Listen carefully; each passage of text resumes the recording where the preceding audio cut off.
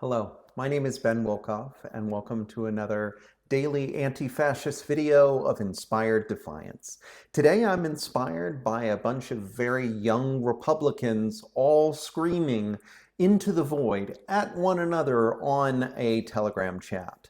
At this point, I don't know that any of us are really that surprised when we hear that young Republicans have been talking to one another in casually racist or xenophobic terms. I also don't think that it's really worth our time getting surprised that a younger generation has different humor standards than older generations. The point of me being inspired by this discourse is to point out that they were aware that what they were doing would be difficult to explain to others. One of the folks in this young Republican group even said that if this chat transcript got leaked, they were cooked, which obviously means they understood just how terrible they were being and cavalier they were being about their words. Now, I have two Gen Z children and one Gen Alpha child, and their humor is very much pushing the edge of what is okay. While it really strikes me as terrible when they say that something is like 9/11 in jest, they have no conception of what that was, what the nation was going through in that moment, and so saying it's like 9/11 doesn't mean what it means to me. In a similar fashion, although much, much worse, their use of gas chambers and comparisons to Hitler are not literal in most cases. That is the humor. That is the funniness. I want to be as provocative as I possibly can, and I want to engage in this kind of group effort where we are trying to be as nasty and terrible to others as possible in order to create a group dynamic that is cohesive. Anyone who is not engaged in Gen Z spaces or who has not seen this done will be aghast that they even would attempt it. And while I think a lot of folks are just so terrified that anyone would use this kind of language, the part that I struggle with most is that by creating this in-group of racism, of slurs, they are destroying the empathy within themselves, and they are destroying the language that should and does matter for trying to find solutions. As a former teacher, I tend to think of most young people as somewhat optimistic, as trying to think about the way the world works and finding solutions or finding a new way forward, mostly because they don't have the baggage of the decades of life experience that comes with living through 9/11, or that comes from understanding war on a very deep level, like our ancestors did in World War II. But language does matter. And if you only have the language that is insulated within a small community of people who are encouraging you to be more and more terrible with it, then it's very difficult to let in new ideas. It's very difficult to let in other folks who might have great influence and be able to bring in a diversity of perspective, of knowledge and understanding.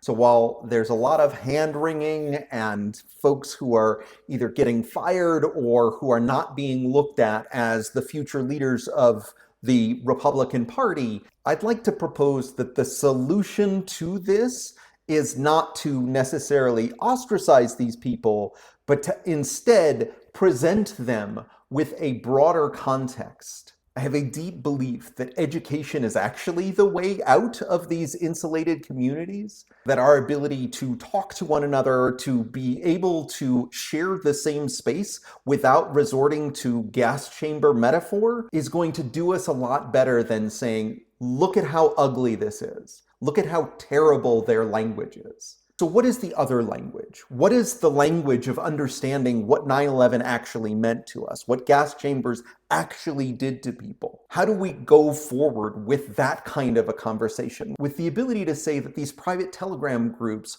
are a breeding ground for this kind of coarse hatred. I believe deeply in radical transparency, and our ability to share space with others who do not agree with us is paramount. but it has to be done in good faith. And the understanding that their words would be problematic if they were shared in a broader context means that at least they know. They know that there is something that is different about the way that they are trying to create community versus the way that the entire world, in its full context, can create community and can support these mostly young men into becoming full citizens and participants in society. I'm also inspired today by the fact that at least 6 fewer people had access to visas based upon their speech about the Charlie Kirk murder. Now, I'm not going to defend what any of these 6 people said. That's not really the point. The point is that freedom of speech only works when it's freedom for everyone. Unless they were advocating for active participation in further violence, I don't see a real good case here that it is anything other than oppression. Oppression of our American ideals of freedom, oppression of our ability to hold multiple things in our heads at once. The idea that someone can be provocative and that folks didn't like it. You should be able to have an opinion on current events of the day. And while some folks might just see this as cancel culture, sort of writ large, the issue is whether or not we have the tolerance and the ability to give one another enough grace to have differing opinions and still share the same space. Ultimately, this type of censorship has a chilling effect, perhaps on all of us. And when folks are afraid to speak because they believe that their rights, their ability to stay in the country, their ability to stay free, are going to be impacted by the words that they say, it is a problem for all of us, not just those who are directly impacted right now. And lastly, I'm inspired today by the fact that many of the Democratic Women's Caucus members went to Speaker Johnson yesterday and attempted to force the issue of actually seating an elected member of the House of Representatives. Arizona certified the election over 3 weeks ago, and she is still not seated in Congress. I keep coming back to this issue because I think it's really important that the government continues to function, to continue to do the job that has been entrusted to them by those that have voted for their representatives. To me, it is very much like deciding that the rules of the game need to change because you don't like the score. And we can't keep pretending that our democratic institutions hold any weight when the will of the people can be ignored.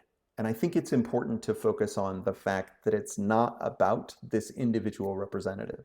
It's about the thousands of people who voted for her. And if those people don't matter, if their votes don't matter, what is the point of any of it? And I guess I'd like to applaud all those who are standing up for those voters. Everyone should be standing up for those voters, not for the representative. The representative is representing all of the voters that voted for her.